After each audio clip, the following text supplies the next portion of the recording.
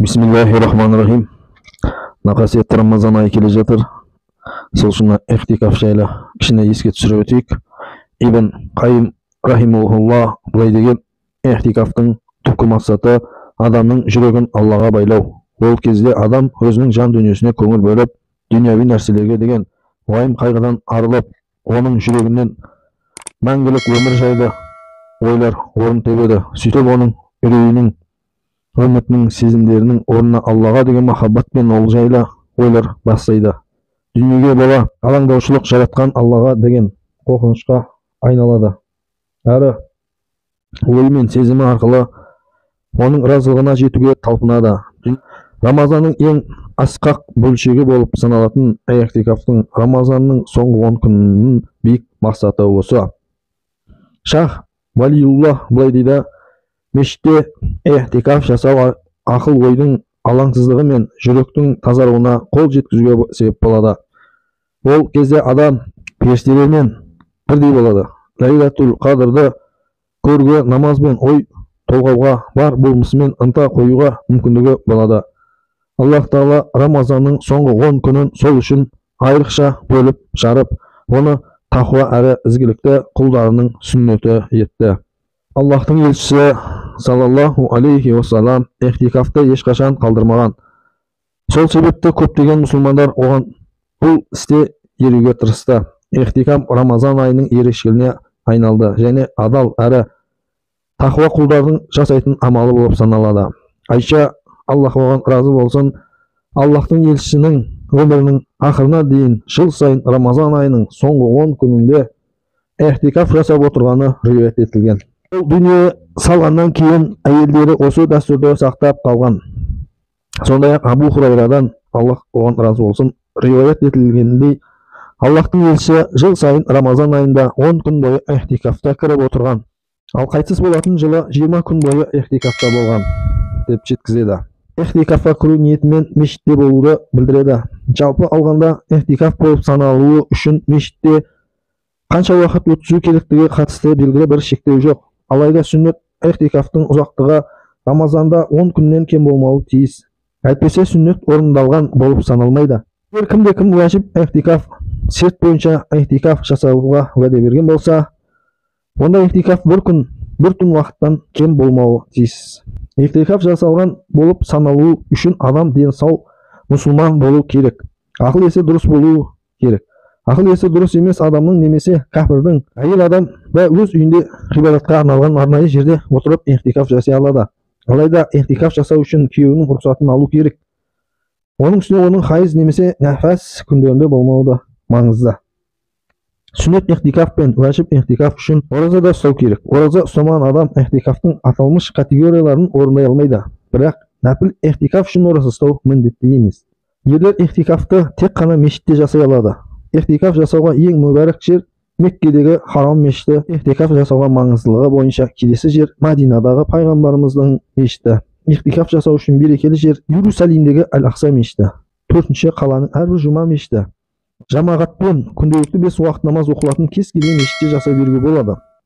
Ал егер ол мешітте күнделікті 5 уақыт намаз оқылмайтын болса, бұл жағдайда қатысты ғұламалардың арасында әртүрлі пікірлер бар. Кейбіреулер ондай мешітте ихтикаф жасауға болады десе, тағы біреулері болмайды деп айтады. Алайда ихтикафты күнделікті 5 уақыт намаз тек Рамазан айында ғана оқылатын мешітте жасауға болмайды. Ихтикафтың түрлері: мәснун ихтикаф, сүннет ихтикаф. Ихтикафтың бұл түрі Рамазан айында ғана оның соңғы 10 күнінде жасалады. Ол Рамазанның 21-ші түнінде басталып, Шәуәл айының мейрамының қарсаңында аяқталады. Оның сүннет деп аталатын себебі Аллахтың елшісі бұл ихтикафты әр Рамазанда жасайтын болған.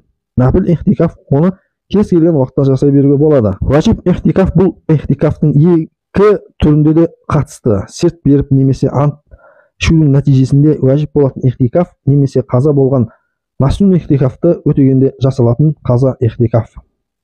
Мәснун ихтикафтың маңызы ол Рамазанның 10 күнінде жасалатын ихтикаф мәснун ихтикаф ретінде белгілі болған. Бұл ихтикаф Рамазанның 21-ші түнінен басталғандықтан, 6 күн батқаннан басталғандықтан кіреді деп саналатындықтан, бұл ихтикафты орындағысы келетін адам ақшам намазына дейін мешіттің шекарасынан өту керек. Өйткені күн батқан шақта ол мешітте отыру қажет. Маснун ихтикаф муаққада кифая сүннет болып саналады. Бұл дегеніміз қандай да бір мешіт бар ауданда тұратын бір адам ихтикаф жасаса, ондай жағдайда ихтикаф сол аймақтағы барлық тұрғындардың атынан жасалады. Ал егер ол ауданда ешкім ихтикафқа кірмесе, сүннетті орындамаудың күнәсі сол аймаққа тұрғындарының барлығының мойнында болады. Жоғарыда айтылғандардан белгілі болғандай, өз аймағындағы тұрғындардың арасынан мешітте ихтикафқа кіретін адам болмайтынын сұрастырып білу ауданның немесе ауылдың әрбір тұрғынының міндеті. Алайда ихтикаф жасату үшін біреуді ақыға жалдауға жол берілмейді. Себебі ақшаға немесе төлемақыға ғибадат жасауға рұқсат жоқ. Қандай да бір аудандағы тұрғындардың ешқайсысының салмақты жағдайға байланысты ихтикаф жасауға мүмкіндігі болмаса, өзге аймақтан ихтикаф жасайтын адам шақыру керек. Ихтикафтың негізгі қағидасы мынада: салмақты болып саналатын себептерді қоспағанда, толығырақ төменде келтірілгендей айтсақ, ихтикаф уақытында мешіт аумағынан шықпау. Егер ихтикафтағы адам бір сәтке болса да ешқандай салмақты себепсіз мешіт аумағынан шықса, ихтикафтың ол күні өз күшін жояды. Шариғатта қажеттілік себепті мешіттен шығу, ол біз мұндай шариғат қажеттілік деп ихтикафтағы адамға шариғат бойынша мешіттен шығуға рұқсат етілетін қажеттілікті айтып отырамыз. Егер ол мешіттен төмендегі себептермен шықса, ихтикаф өз күшін жоймайды. Дәрет сындыру қажеттілігі үшін. Жүніп болған жағдайда мешіттің өзінде ғұсыл алуға мүмкіндік болмаса, ғұсыл алу қажеттілігі. Мешітте дәрет алуға мүмкіндік болмаса, дәрет алуға қажеттілігі. Басқа әкелетін адам болмаса, тамақ немесе су әкелу қажеттілігі. Азаншының азан айту үшін шығу қажеттілігі.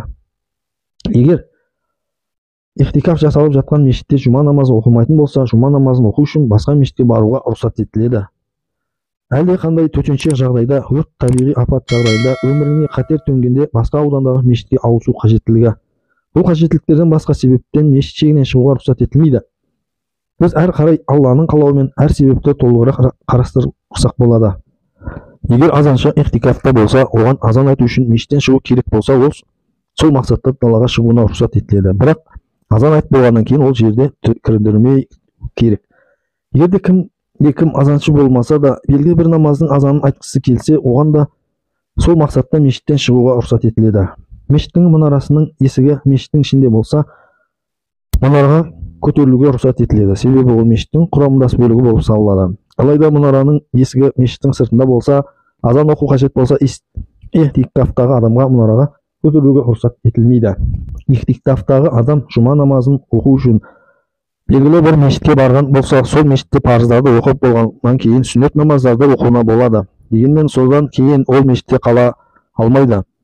Егер кім жұма намазын оқу үшін жұма мешітке келіп, сол жерде қалып қойса, және ихтикафты қалған уақытын жұма мешітте аяқтаса, оның ихтикафы орындалған болып саналады. Алайда олай жасамаған абзал. Ихтикафты бір мешітте жасап, тарауық намазды басқа мешітте оқуға болады. Ол үшін ихтикафқа ниет етілу керек. Ихтикафтағы адам ихтикафты бастаған мешітінде аяқтауға міндетті. Алайда егер ол мешітте ихтикаф жасай алмайтындай әлде қандай төтенше жағдайларға тап болса, мәселен мешіт құлайды деген қауіп туындаса, немесе оны ол жерден шығуға мәжбүрлеп жатса, не болмаса оның өміріне не мүлкіне қатер төнсе, басқа мешітке ауысып ихтикафты сол жерде аяқтауына болады. Кім мешіттен сондай жағдайда шықса, оның ихтикафы бұзылмайды. Бірақ ол мешіттен шыққаннан кейін жолда күтіп бөгеліп қалмай, дереу басқа мешітке тартуы керек. Жалпы алғанда, ихтикафты адамның жаназа намазға қатысу үшін немесе науқасты зиярат ету үшін мешіттен шығуына жол берілмейді. Алайда егер ол мәселен дәрет сындыру үшін шығып, сол жол жөнекей біреудің халін сұраса, немесе жаназа намазына қатысса, оның ихтикафы өз күшінде болады. Айша анамыз, Аллах оған разы болсын, Алланың елшісінің өз жөнімен кет бара жатып, науқасты халін сұрағанын және діттеген жеріне баратын жолдан ауытқымағанын баяндаған. Жаназа намазын оқуға келер болсақ, намаз аяқталғаннан кейін ол жерде бөгелмеу шарт болып табылады. Оның үстіне кім ихтикафқа ниет еткен кезде, ихтикаф кезінде белгілі бір науқастарды зиярат етуді, жаназа намаздарына қатысуды немесе қандай да бір діни жиындарға баруды ойласа, солай істеуіне болады. Және оған сондай мақсатта мешіттен шығуға рұқсат етіледі, және оның ихтикафы күшін жоймайды. Десе де, ондай жағдайда оның ихтикафы сүннет ихтикаф емес, нафил ихтикаф болады. Ихтикафты бузатын нәрселер ол жогоруда айтылып өткен жагдайлардан бөлөк, эгер кимде-ким мешіттен бир сәтке болса да басқа мақсатта шықса, ихтикаф бузулат. Сондықтан мешіттің сыртында аяқ басқан бойда ол мешіттен шыққан болып саналады. Сол себепті егер ол мешіттен басын ғана шығарса, оның ихтикафы бузулмайды. Дәл сол сияқты ихтикафтағы адам мешіттің расында да шариғаттың қажеттілікпен шықса, бірақ қажеттілік аяқталғаннан кейін ол мешіттен тыс жерде бір сәтке болса да күтіп немесе кідіріп қалса, оның ихтикафы бузулат. Шариғаттың қажеттіліксіз әдейі ұмытып кетіп немесе қателесіп мешіттен шықса, адамның ихтикафы бузулат. Десе де қателесіп немесе ұмытып кетіп мешіттен шыққан адам ихтикафты бузганы үшін күнәға батпайды. Мешіттің аймағына жатады деген оймен қателесіп мешіттен шыққан адамның да ихтикафы бузулат. Сол себепті мешіттің шекарасы қай жерде екенін ихтикафқа кірмес бұрын анықтау алу керек. Ихтикафтың шарты ораза болғандықтан әдейі болсын, мейлі қателесіп немесе ұмытып кетіп болсын, ораза болса ихтикафта күшін жойады. Осы жағдайдың қайсысы болса да ихтикаф бузады. Мысалы, кімде-кім әлі таң атқан жоқ деген оймен немесе керісінше күн батып кетті деген оймен тамақ жеп қойса, немесе аузын шайған кезде тамағына су кірсе, осы жағдайлардың бірінде ораза да соған сәйкес ихтикафта бузулады. Ихтикаф жыныстық қатынастың нәтижесінде де өз күшін жояды. Мейлі ол әдейі немесе қателес болсын, күндіз немесе түнде болсын, мешіттің ішінде немесе басқа жерде болсын, шәует шыққан не шықпасын, осы жағдайдың бірінде ихтикаф бузулады. Ихтикаф кезінде сүйісіп құшақтасуға жол берілмейді. Соның нәтижесінде шәует бөлінсе, ихтикаф бузулады. Кімде-кім ихтикаф кезінде қатты ауырып қалып мешіттен шықса ғана емделетін болса, ихтикаф бузуға рұқсат етіледі. Әке-шешең, әйелің немесе балаларың сырқаттанып қалған жағдайда ихтикафты бузуға болады. Мәселен, ихтикаф бузулса, мешіттен шықпаған жөн, бірақ соңғы 10 күннің қалған бөлігінде нәпіл ихтикафқа ниет етіп, ихтикафты жалғастыруға болады.